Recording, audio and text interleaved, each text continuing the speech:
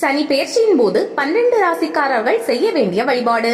சனி பகவான் ஒவ்வொரு ராசியிலும் 2.5 ஆண்டுகள் சஞ்சரிக்க கூடியவர். இவர் மார்ச் 29ஆம் தேதி கும்பராசியில் உள்ள பூரட்டாதி நட்சத்திரம் 3ஆம் பாதத்திலிருந்து மீனத்தில் உள்ள பூரட்டாதி 4ஆம் பாதத்திற்கு பேஷியாக உள்ளார். ஜோதிடத்தில் ஒவ்வொரு கிரகத்திற்கும் மிக முக்கிய பங்கு இருக்கிறது என்றாலும் ஒவ்வொரு கிரகமும் ஒரு ராசியில் எவ்வளவு காலம் சஞ்சரிக்கிறது, அவை தரும் தாக்கம் எப்படி இருக்கும் என்பதை பொறுத்து அந்த கிரகத்தின் பெயர்ச்சியை மக்கள் அதிகம் கவனிக்கின்றனர். அந்த வகையில் சனி பகவான் ஒவ்வொரு ராசியிலும் 2.5 ஆண்டு காலம் சஞ்சரிப்பார். குரு ஓராண்டு காலம், ராகு கேது 1.5 ஆண்டு காலம் சஞ்சரிப்பார்கள். நவக்கிரகங்களில் ஒரு கிரகம் ஒரு ராசியில் அதிக காலம் சஞ்சரிக்க கூடியது சனி கிரகம் என்பதோடு அவர் கர்மக்காரகன், நீதிபதி போன்று செயல்படுவதால் சனி பெயர்ச்சி முக்கியமாக கருதப்படுகிறது.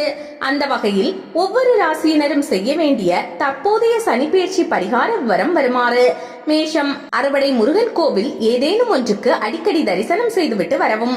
ரிஷபம், முடிந்தால் திருப்பதி சென்று பெருமாளை தரிசனம் செய்துவிட்டு வரவும்.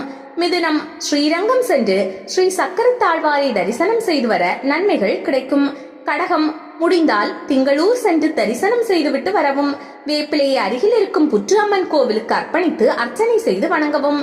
சிம்மம், தினமும் அருகில் இருக்கும் சிவன் கோயிலுக்கு சென்று சிவ தரிசனம் செய்து வரவும். தினமும் சூரிய நமஸ்காரம் செய்யவும். கன்னி, தட்சிணாமூர்த்தியை வழிபட்டு வரவும். முடிந்தால் வியாழக்கிழமை 27 கருப்பு கொண்டை கடலைகள் கட்டிய மாலைகள் 2 குரு பகவானுக்கும் தட்சிணாமூர்த்திக்கும் அணிவித்து பலன் பெறுங்கள். துலாம், குலதெய்வத்தை தினமும் வணங்கி வர எல்லா நன்மைகளும் உண்டாகும். எதிர்பார்த்த காரிய வெற்றி கிடைக்கும். விருச்சிகம், துர்க்கை அம்மனை செவ்வாய்க்கிழமைகளில் பூஜை செய்து வழிபட எதிர்ப்புகள் நீங்கும், தைரியம் கூடும், பணவரத்து திருப்தி தரும். தனுசு, வியாழக்கிழமைகளில் குருவை வழிபடவும்.